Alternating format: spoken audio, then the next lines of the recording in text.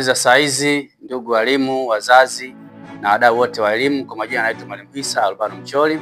Leo nitakuja kuelezea juu ya faida za kauli chanya kwa wanafunzi wetu, na leo nitaelezea historia kabisa ya maisha yangu mimi kama kipindi hicho nilipokuwa mwanafunzi na kauli ambazo zilinisaidia. Kwa hiyo wewe kama mwalimu, wewe kama mzazi, unaweza ukazitumia ili kuweza kuwasaidia wanafunzi wako, ili kuweza kuwasaidia kufanya vizuri kama mimi zilivyosaidia. Wakati naanza sikujua kama itafika chuo kikuu, lakini kuna baadhi ya kauli ambazo zilinisaidia sana kuweza kufanya vizuri. Kwa hiyo nitafundisha kauli 5 ambazo mimi nazikumbuka ambazo zilinisaidia sana katika masomo yangu. Kauli ya kwanza alikuwa anapenda sana kutumia mwalimu wangu wa shule ya msingi, alikuwa ni mwalimu mkuu katika shule ya msingi ambayo mimi nilisoma. Alikuwa anapendelea kusema nothing impossible under the sun. Hii kauli alikuwa anapenda kutumia sana. Na nakumbuka siku moja tulikuwa tunajiandaa tunakwenda kwenye mitihani ile ya ujirani mwema. Tuliitwa wale wanafunzi 10 bora ambao mara nyingi huwa tulikuwa tunafanya vizuri. Nakumbuka tuliitwa ofisini, tulipigwa pale fimbo 3 kila mmoja, halafu ndo akaitamka hii kauli nothing impossible under the sun, akimaanisha kwamba hakuna kinachoshindikana chini ya jua. Na yeye alikuwa anamaanisha kwamba tunapokwenda katika ile mitihani ya ujirani mwema, kwa nafasi ya kwanza mpaka ya 10, basi nafasi ile ishiko na wanafunzi ambao watoka katika shule yake. Na kweli ilitupa ujasiri, tusaidia sana. Na nakumbuka nafasi ya kwanza mpaka ya 7 ilitoka katika shule yetu, shule ya msingi station. Kwa hiyo na haikuishia hapo. Kauli ile ilitusaidia mpaka tulipokuwa sekondari. Kwa hiyo hii ni kauli ya kwanza ambayo ilitusaidia. Nothing impossible under the sun. Hakuna kinachoshindikana chini ya jua. Kwa hiyo kama mwalimu itumie hiyo kuweza kuwasaidia wanafunzi wako. Kauli nyingine ya pili ambayo ninakumbuka inayonisaidia sana. Nakumbuka nilikuwa nipo sekondari, nakumbuka nilikuwa niko form 2 kidato cha pili. Kuna walimu wa field ambao walikuja, ilikuwa ni mwezi wa 3 walikuja kwenye field. Kwa hiyo kuna madam mmoja alikuwa atufundisha somo la Kiswahili. Kwa hiyo katika stories hapa na pale, katika kutupa nasaha, alitamka kauli ambayo mimi nilikamata sana. Alisema hivi, time the time before time timing you.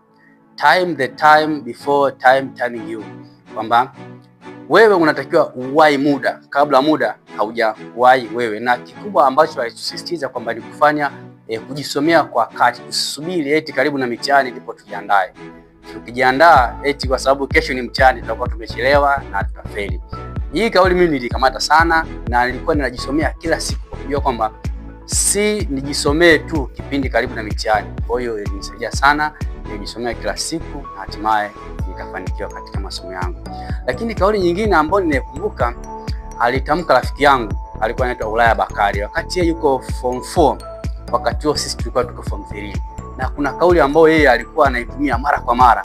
Alikuwa anasema kwamba mimi lazima nipeperushe godoro. Kila siku alikuwa anasema mimi lazima nipeperushe godoro. Mimi sikuwa naelewa maana yake ni nini. Tulikuwa tunajua kwamba lazima nipeperushe godoro.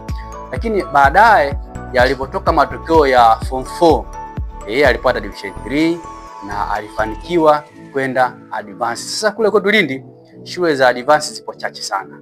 Kwa hiyo unapofaulu kupata alama za kwenda form 5 na form 6, maana yake mzazi lazima akunulie godoro, lazima akunulie nguo mpya, akunulie shuka, akunulie sabuni.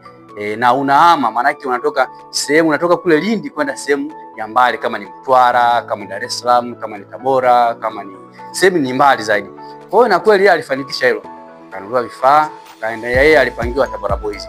Kwa hiyo ndipo nikaja kujua maana ya kupeperusha godoro. Kwa hiyo na mimi nilipoingia tu form 4 nikawa nasoma kwa hamu hiyo kwamba lazima nifaulu ili na mimi nipeperushe godoro. Na kweli na mimi nilijitahidi, hatimaye mtihani wa form 4 nilifaulu na nikapeperusha godoro, nikaenda kujiunga na shule ya sekondari ya Kigonsera ambayo inapatikana mkoa wa Ruvuma.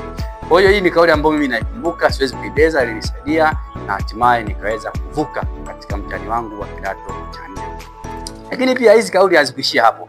Kuna kauli pia ambayo naikumbuka wakati huo, wakati niko form 5 na form 6. Kule form 5 na form 6 kuna kitu kinachoitwa kombi. Maana yake ni yale masomo. Kuna wale ambao wanasoma masomo ya sayansi na kuna wale ambao wanasoma masomo ya art. Sasa mimi nilikuwa nasoma masomo ya art. Nilisoma HGK, History, Geography na Kiswahili. Kwa hiyo wale wenzangu ambao wanasoma masomo ya sayansi walikuwa wanatutania sisi ambao tunasoma masomo ya art. Walikuwa wanatuambia nyinyi mnasoma masomo ya kike. Yaani sasa ni kauli ambayo ilikuwa ni katika utani, lakini mimi kama ilikuwa inaniumiza kwa namna moja au nyingine. Kwamba yani mimi ni mwanaume lakini nasoma masomo ya wanawake.